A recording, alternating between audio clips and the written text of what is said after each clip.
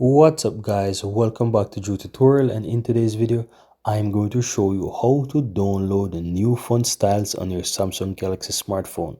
So what you want to do, you want to simply do a swipe up and you want to open settings. If you're not seeing it, you can simply type it in settings and you will find the app. Click on the settings there. Then you want to scroll down to where it says display. You want to open that. Then do a scroll down and open up font size and style. Then you want to click on font styles and you will see a few font styles there: default, Samsung One, Gothic, Roboto, and even the option to download. So once you click on that plus there, you'll be taken here to where you have quite a lot of fonts.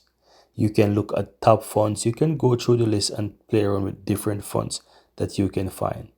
Now if you want to download a particular font, let's say we would like to download a Cool Jazz, all we have to do is just simply tap on the download on the right hand side. This will download and install the font on your Samsung.